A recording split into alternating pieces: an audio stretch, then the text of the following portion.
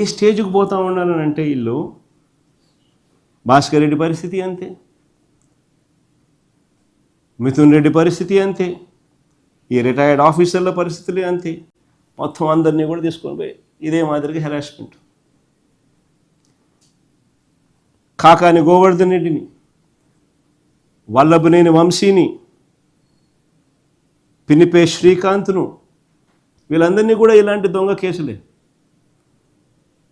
వీళ్ళే సాక్ష్యాలు క్రియేట్ చేస్తూ ఉన్నారు, వీళ్ళే అధికారుల చేత తప్పుడు వాంగ్మూలాలు ఇప్పిస్తూ ఉన్నారు, వీళ్ళదే ప్రభుత్వం, వీళ్ళే ఇరికిస్తూ ఉన్నారు.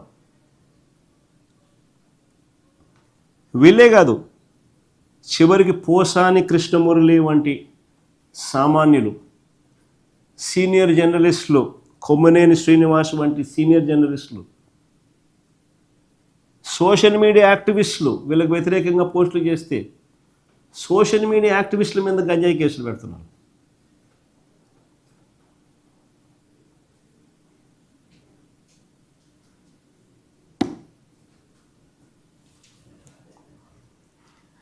ఇంకా ఆశ్చర్యం చెప్పాలా, వీళ్ళ రెడ్ బుక్ రాజ్యాంగం ఎలా జరుగుతుందనంటే, సాలూరులో మీరందరూ కూడా ఈ మధ్య చూసే ఉంటారు, సాలూరులో మంత్రి సంధ్యారాణి పిఏ సతీష్,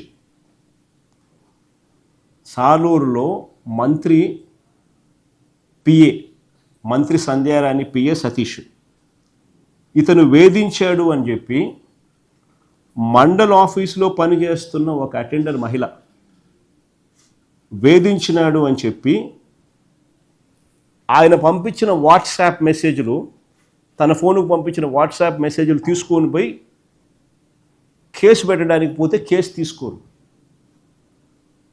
ఈమె కంప్లైంట్ చేస్తే, ఫిర్యాదు చేస్తే, ఈ వాట్సాప్ మెసేజ్లు ఆధారాలుగా చూపిస్తే, మామూలుగా బాధ్యత గల ప్రభుత్వం అయితే ఏం చేయాలి? ఆ పిఎన్ బొక్కలో వేయాలన్నా? ఆ మండల ఆఫీస్లో పనిచేస్తూ ఉన్న మహిళ వాట్సాప్ మెసేజ్లు చూపిస్తూ ఉంది, ఆ పిఏ ఫోన్ నుంచి వచ్చిన వాట్సాప్ మెసేజ్లు. హెరాస్ చేస్తా, ఒక మహిళను అబ్యూస్ చేస్తా, నాతో పండుకుంటావా, ఇంకొకరితో పండుకుంటావా అని చెప్పి ఇటువంటి గలీజ్ మాటలన్నీ మాట్లాడతా వాట్సాప్లో.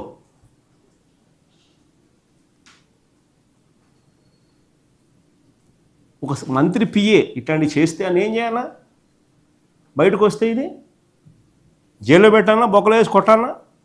మరి కొట్టడం కదా దేవుడు, కనీసం బొక్కలు అయితే వేయాలన్నా? అరెస్ట్ చేయకపోగా, కేసులు పెట్టకపోగా, చివరకు ఆయనకు దిక్కు తెలియక ఏం చేయాలని అర్థం కాక మీలాంటి విలేకరులు ఏమన్నా ఆయన చూపిస్తే, ఈ డీటెయిల్స్ని చూపిస్తే సాక్షి పేపర్ రాసింది దాన్ని, అంతే.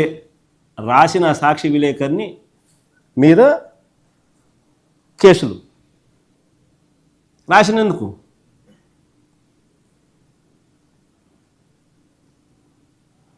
ఎక్కడికి పోతాం మనం?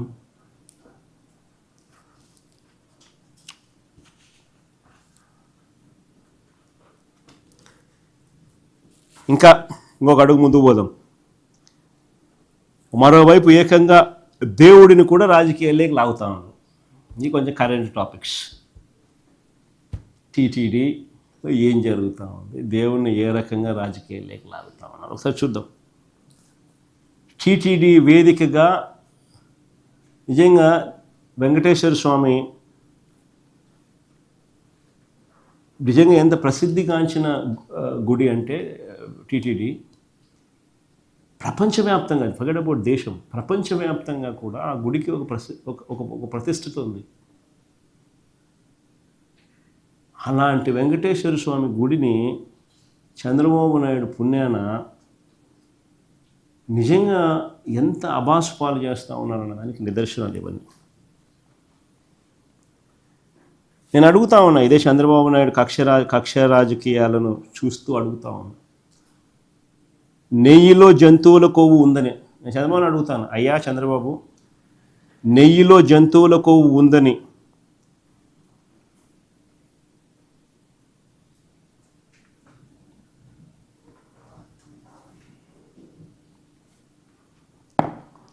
నెయ్యిలో జంతువుల కొవ్వు ఉందని, ఆ నెయ్యి లడ్డూలో కలిసిందని, ఆ లడ్డూలు భక్తులు తిన్నారంటూ దేవుడంటే భయము భక్తి లేకుండా చంద్రబాబు మాట్లాడారు. ఆ రోజు ఆయన అన్న మాటలన్నీ మీ అందరికీ గుర్తుంటాయి కదా. ఆయన అన్న మాటలు ఇవే కదా.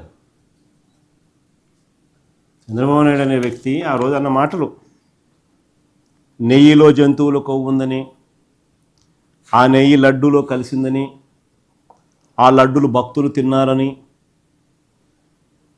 దేవుడు అంటే భయము భక్తి రెండు లేకుండా చంద్రబాబు నాయుడు మాట్లాడిన మాటలు. నేను అడుగుతాను, మరి జంతువుల కొవ్వు నెయ్యిలో కలిసిందని, ఆ లడ్డులు భక్తులు తిన్నారని చెప్పడానికి ఆధారాలు దొరికాయా? చంద్రబాబు నాయుడు సూటిగా ప్రశ్నిస్తాను.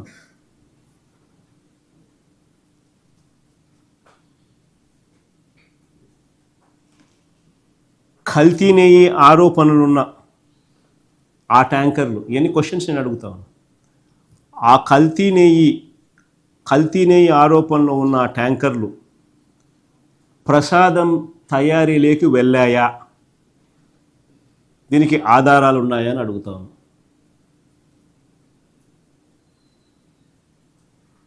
ఎందుకనంటే టీటీడీలో ఒక రోబస్ట్ ప్రొసీజర్ ఉంది.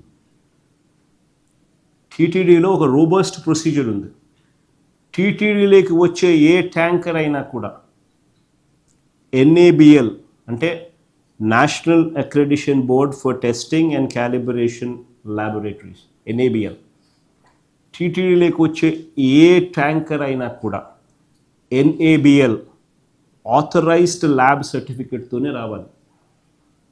ఇది మ్యాండేట్, ఇది rule, rule.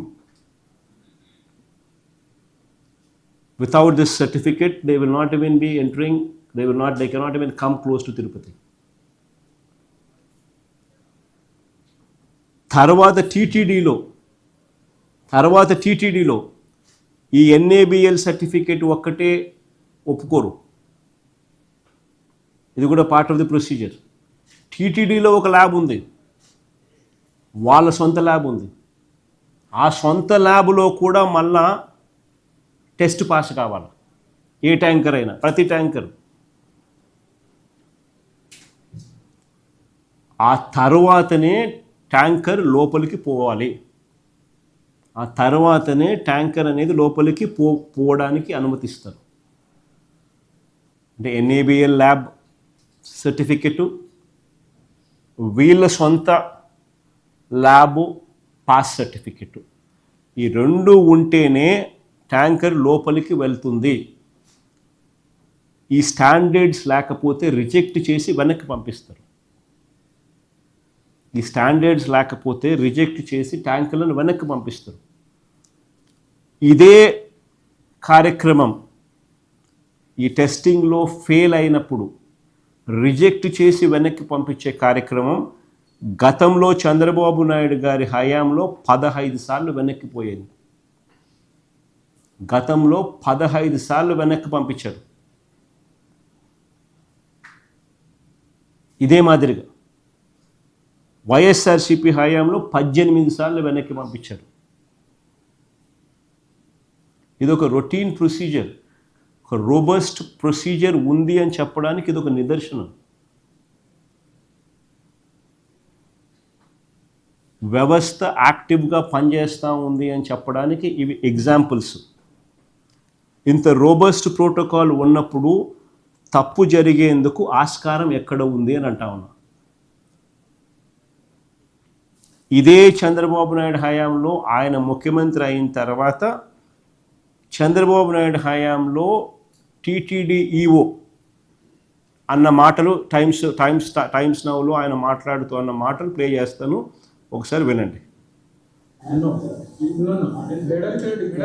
Adultery 4 tankers have been kept aside, and then they were kept aside so that they can be used when the reports come. come clear. But our reports unfortunately didn't come clear, then we rejected, we sent away. And then we stopped from that supplier.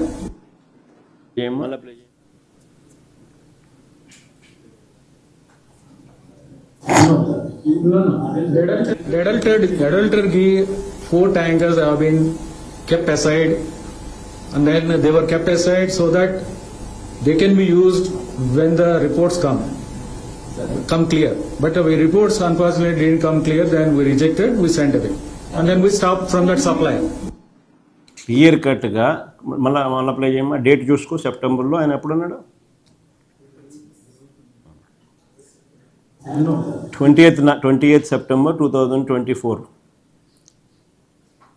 వాళ్ళ ప్రభుత్వ హయాంలో వాళ్ళ ఇవ్వు అన్న మాటలు play చేయమ్మా మళ్ళా. Adulter ghee, 4 tankers have been kept aside, and then they were kept aside so that they can be used when the reports come clear. But our reports unfortunately didn't come clear, then we rejected, we sent away. And then we stopped from that supplier. కరెక్ట్గా EO procedure explain చేసినాడు. ఆ 4 ట్యాంకర్లను టోటల్గా టెస్టులు pass కానందువలన reject చేసి వెనక్కి పంపించినారని చంద్రబాబు నాయుడు గవర్నమెంట్లో ఆయన EO అన్న మాటలు. నేను అడుగుతా ఉన్నా ఇంకోటి, చంద్రబాబు అధికారంలోకి వచ్చిన తర్వాత ఆయన అధికారంలోకి వచ్చిన తర్వాత ఆయన హయాంలో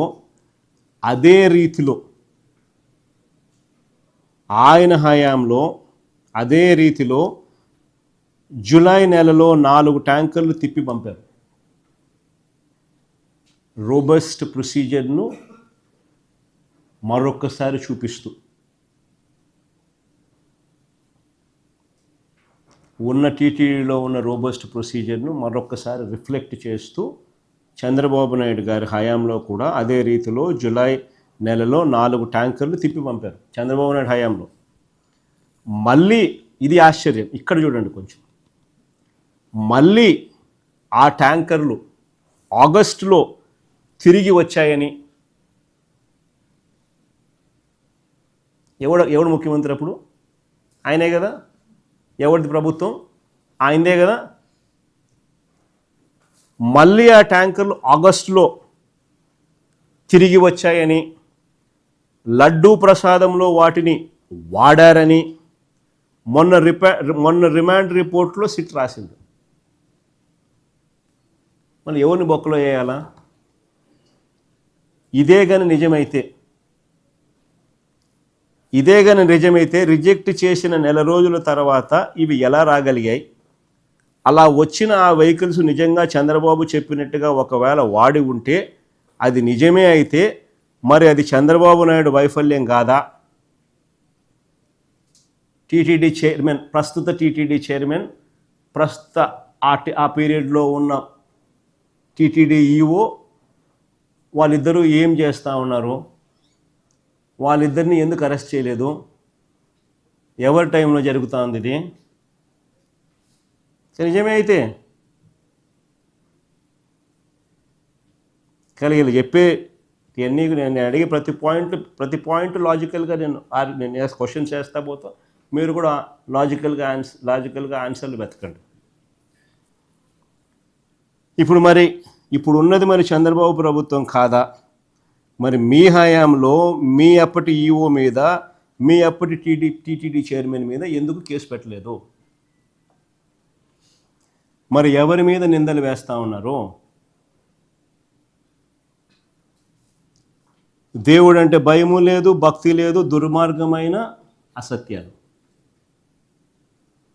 ఇలా సిట్టు పనితీరు కూడా చెప్తా ఎలా పనిచేస్తుందని. ఎందుకంటే బేసిక్లీ ఇవన్నీ ఏంటంటే తప్పులు. ఒక మనిషిని ఇరికియాలని చెప్పి ఆరాటము, తాపత్రయంతో తప్పులు ఎలా దొరుకుతున్నాయని చూపిస్తా అనేది చెప్పడానికి ఇవన్నీ కూడా చెప్తా ఉంటా. స్వచ్ఛమైన నెయ్యి 320 రూపాయలకే మీరు ఎలా సప్లై చేయిస్తారు? 320 రూపాయలకే ఏందండి నెయ్యి సప్లై చేయిస్తారు మీరు? అని చంద్రబాబు నాయుడు గారు ఆయన పార్టీకి చెందిన నాయకులు ప్రశ్నలు వేశారు.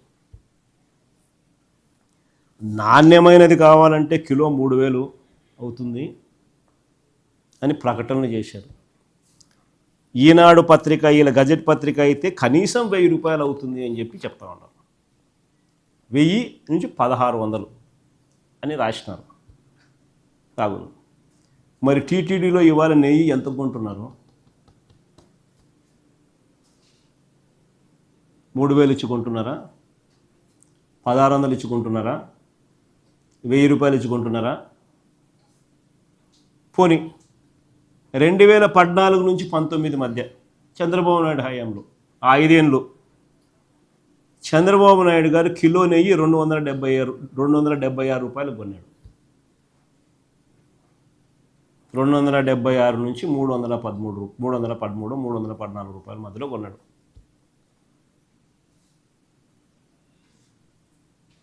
2014 నుంచి 19 మధ్య ఆ 5 ఏళ్ళు చంద్రబాబు నాయుడు గారి హయాంలో నెయ్యి కొనుగోలు 276 నుంచి 313, 314 రూపాయల మధ్యలో కొన్నారు. మరి ధర తక్కువ ఉంది కదా, 320 కాదు కదా, అంతకన్నా ఇంకా తక్కువ కదా, కాబట్టి అదంతా కల్తీ నెయ్యేనా అడుగుతా ఉన్నా. చంద్రబాబు నాయుడు సమాధానం చెప్పాలి కదా దీనికి. అదంతా ఇప్పుడు కల్తీ నెయ్యేనా అని అడుగుతా ఉన్నా.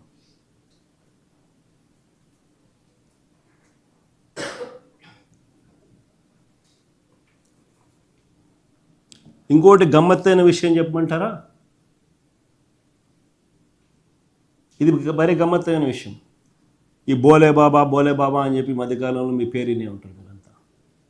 ఎవడనైనా ఈ బోలే బాబా అని చెప్పి నేను కూడా అనుకుంటాను. ఈ బోలే బాబా అని ఎవరు వెళ్ళంతా.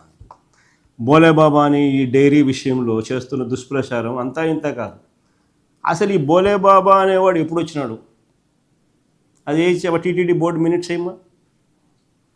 ఇది TTD board minutes dated 26th June 2018.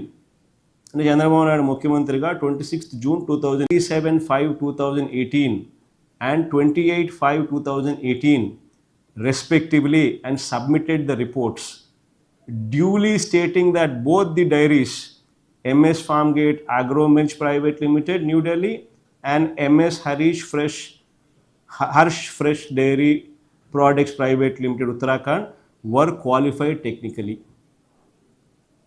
ఎవరి అండి ఇది? బోలే బాబాయ్. ఏ బోలే బాబా తర్వాత ఏ పేరు మార్చి బోలే బాబాయ్ నేమ్ చేంజ్.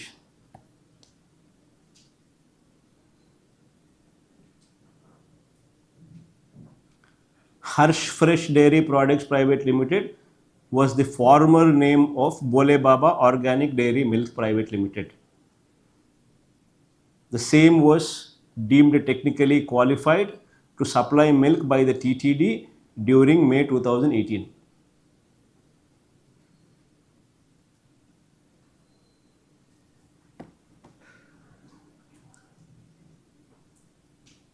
ఇది నిజంగా గమ్మత్తైన విషయమే కదా.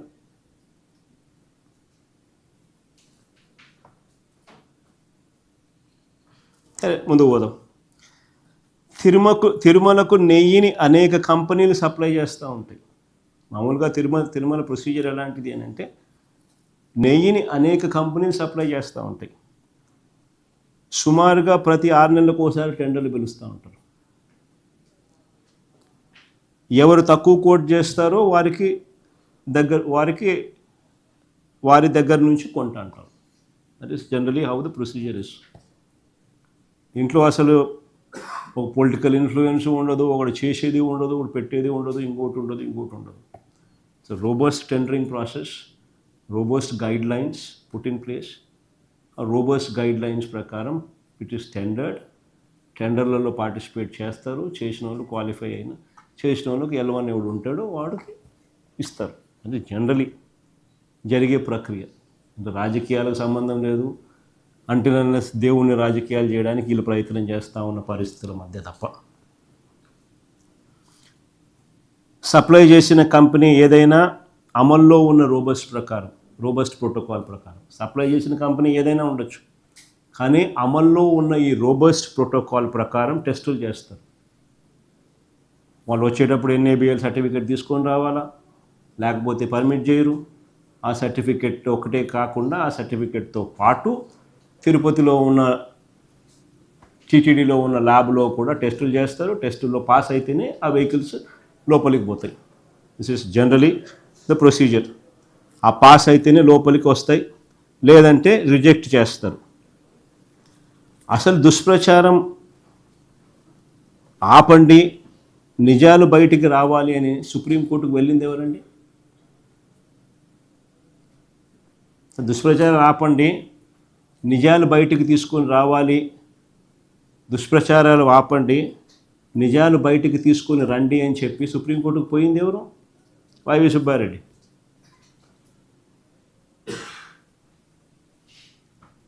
పోయింది వైవి సుబ్బారెడ్డి, తెలుగుదేశం వాళ్ళు కాదు.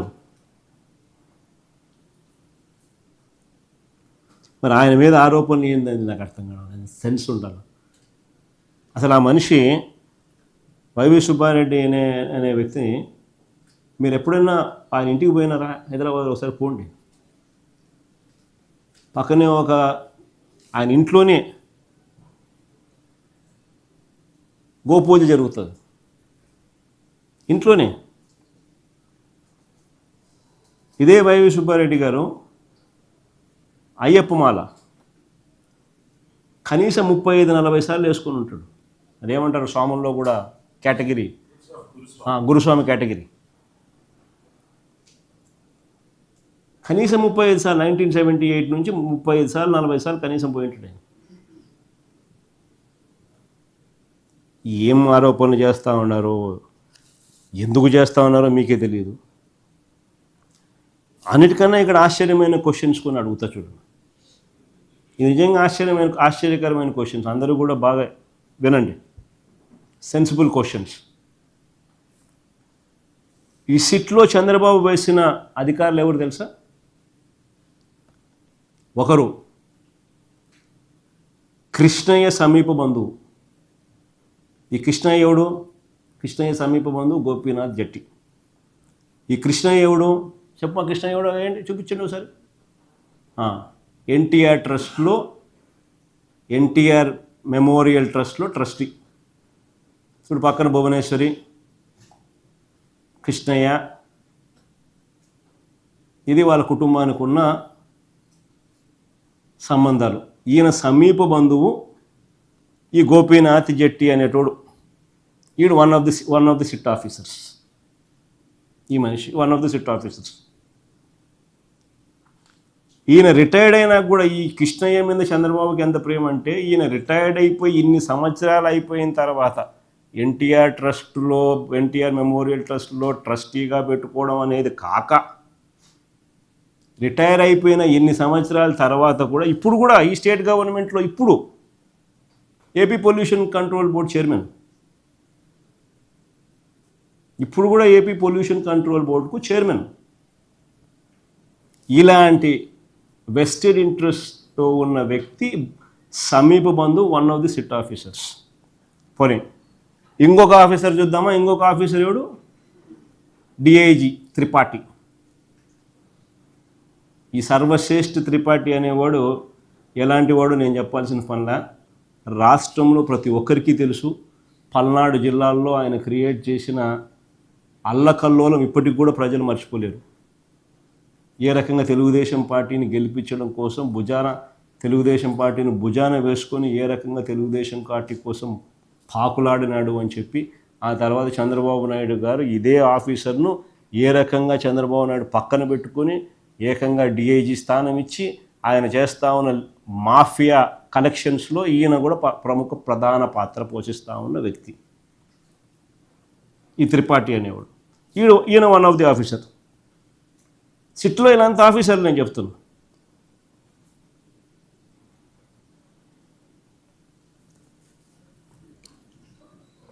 ఇంకా ఆశ్చర్యం, ఈ మధ్యకాలంలో మీరంతా ఆయన వింటారు, YV Subba Reddy PA, YV Subba Reddy PA, YV Subba Reddy PA అని పేరు. ఆయన పేరు ఏం పేరు? అప్పన్న. అసలు ఇది అప్పన్న ఎవడు పిఏ స్వామి అని చెప్పి నాకే అర్థం కాదు. అడిగిన నేను, విపిఆర్ పిఏ. విపిఆర్ ఎవడు? Telugu Desam party MP.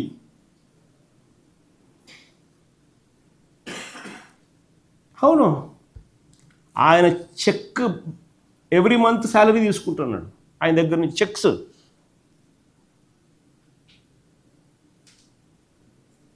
ఆయన ఏపీ భవన్ ఎంప్లాయీ, తర్వాత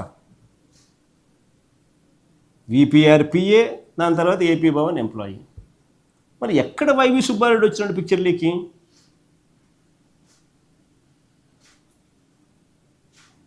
ఎందుకు ఆయన విపిఆర్ పిఏ అని బయటికి రావడంలా? ఎందుకు ఆయన ఏపీ భవన్ ఎంప్లాయీ అని బయటికి రావడంలా? ఎందుకు మాటి మాటికి ఈనాడు, ఈ ఆంధ్రజ్యోతి, ఈ TV5, ఈ చంద్రబాబు ఎంతసేపు ఉన్నా YV Subba Reddy PA, YV Subba Reddy PA, YV Subba Reddy PA Goebbels ప్రచారం చేస్తూ ఎందుకు డ్రిల్ చేస్తూ ఉన్నారు అబద్ధాన్ని?